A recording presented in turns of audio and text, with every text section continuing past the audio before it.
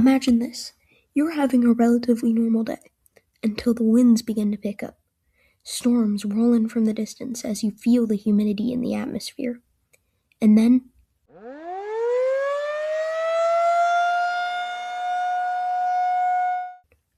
one of the most powerful tornadoes in U.S. history has just touched down.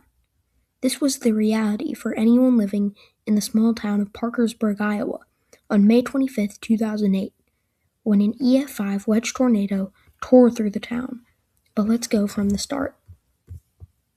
2008 had already been an extremely active year for tornadoes up to this point, as of course the Super Tuesday outbreak, which spawned over 80 tornadoes over Dixie Alley, making it February's most active tornado outbreak, as it caused multiple large tornadoes, like an EF3 that went through Lafayette and Tompkinsville, Tennessee, which tragically killed 22 people.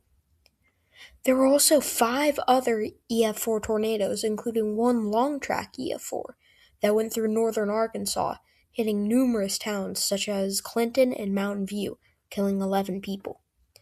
Unfortunately, we were yet to see the worst tornado of the year.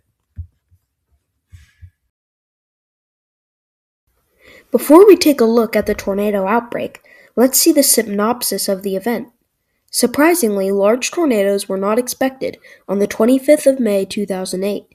In fact, hail was supposed to be the main concern, as the Storm Prediction Center identified a trough moving into Arkansas and Mississippi during the afternoon to the evening of the 25th. Also, a low-level jet stream would transport moisture into the northern Great Plains, which would cause instability, making an ideal atmosphere for supercells. Realizing the quite significant conditions, forecasters at the Storm Prediction Center released a small Day 2 moderate risk for tornadoes over only central Kansas, and a slight risk from northern Texas all the way to western New York. In the morning, a mix of low-level wind shear and extreme dew points of around 70 degrees would appear, as an outbreak of severe storms was imminent. Mid-level elapse rates of 750 to 500 millibars were prevalent, along with convective available potential energy, or CAPE, of 1,500 to sometimes 3,000 joules per kilogram, which would only help the development of thunderstorms and, of course, supercells, which would spawn large hail, severe wind, and tornadoes. The Storm Prediction Center would not upgrade the risk, but would rather make the moderate risk more widespread, with 2 different moderate risk areas. The southern risk included most of Kansas and small parts of Missouri, Iowa, and Nebraska. The northern risk included parts of Wisconsin, Minnesota, and Iowa. There was also a large slight risk over the Great Plains. A 15% hatch risk of tornadoes was issued for Minnesota and Wisconsin, along with a 45% damaging wind outlook over Kansas, as well as 2 large 45% risks of significant hail over most of the Great Plains. In the afternoon, small storms began to form. By 2 p.m., storms were rapidly intensifying. The first tornado of the outbreak occurred in rural Kansas at 2:57 p.m. This tornado was short-lived and did minor damage to trees and a barn as the tornado obtained an EF1 rating. 1 minute later from the same storm, another EF0 tornado briefly touched down for about 30 seconds. After numerous other EF0 tornadoes touched down in Texas and Oklahoma, a tornado of unimaginable strength occurred. At around 4 p.m., a large cluster of about 3 supercells forms. After this, the cluster splits, and the southern one is given a tornado warning at 4:22 p.m. A few minutes later, rotation began to organize, and a funnel appeared at 4:48 p.m. Moments later, the inevitable happened.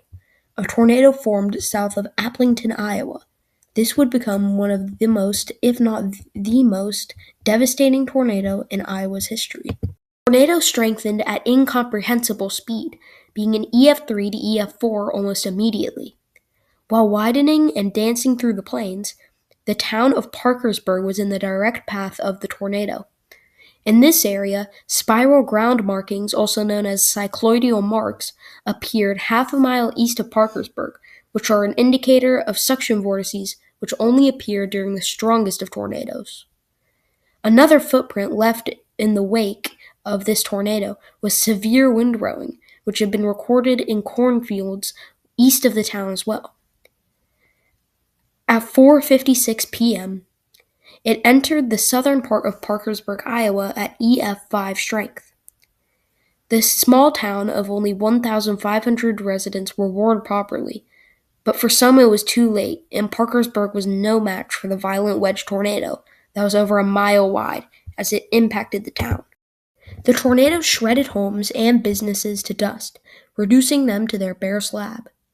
This is when the first indications of EF5 damage appeared, where buildings like a church and factory were reduced to only their bare slab, which was an indication of EF5 strength.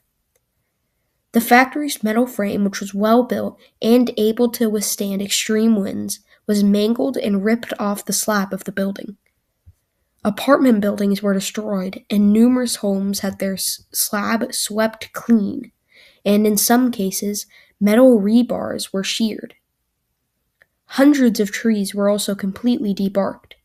In central Parkersburg, a high school was leveled as it received EF4 damage. It then struck a few smaller homes, sweeping them off their foundations and doing significant damage to a golf course. It continued to travel towards the town of New Hartford, Iowa, causing more cycloidal marks before slamming into a few corn silos which were destroyed. The tornado crossed a stream east of Parkersburg, where it continued destroying hundreds of trees, uprooting and debarking them. It continued as an EF5 tornado as it passed over the northern part of New Hartford, Iowa. It impacted a housing development, sweeping away most of the homes in the direct path, which were secured with anchor bolts, as most of the homes received EF5 ratings, as even some of the walls inside basements were sucked out of the homes. Vehicles were bent and mangled as well, launching them thousands of feet away. Tragically, 2 people were killed in New Hartford. Once it traveled further east, the town's cemetery was hit, and several headstones were toppled over. It then left New Hartford, weakening to EF4 strength. It then rapidly weakened to EF2 strength, and continued to inch closer to the city of Waterloo, knocking over trees and doing roof damage to rural homes. The tornado passed north of Waterloo, moving very erratically, even doing a loop on its path. It seemed to strengthen back to high-end EF2 to low-end EF3 strength, making cycloidal marks in farm fields, as it even widened to a mile wide as it passed north of Dunkerton, Iowa. It snapped power poles, snapped trees, and collapsed walls of homes. Even crops were ripped out of the ground. Finally, after a 40-mile-long path of devastation, the Parkersburg tornado finally dissipated west of Fairbank, Iowa, at 5:58 p.m. Along the tornado's path, 9 people died, 7 in Parkersburg and 2 in New Hartford, along with 70 potentially life-altering injuries. Thankfully, people were adequately warned, which prevented possibly many more deaths, as the damage was remarkable. Over 350 homes were damaged, many of them destroyed, and $75 million in damages were caused. The tornado was originally given a preliminary high-end EF4 rating, but it was later upgraded to EF5, the highest level on the scale with maximum estimated winds of 205 miles per hour, but a study showed that the winds could have been upwards of 273 miles per hour. 17 homes received EF5 damage, with many other different types of buildings receiving EF5 damage as well. This was the first EF5 or F5 tornado in Iowa since the Jordan, Iowa F5 in 1976. The wedge tornado had a max width of 1.2 miles wide, which was surprisingly achieved at the end of its path of the storm near Dunkerton, Iowa. Parkersburg recovered very quickly, and is an inspiring example of a town getting devastated by a tornado and rebuilding as the community did a fantastic job at recovering, as 90% of the new rebuilt homes were built with tornado shelters. But every now and then, you will come across a bare slab, a dark reminder of that day in May, 17 years ago, where a small town in Iowa was engraved in tornado history.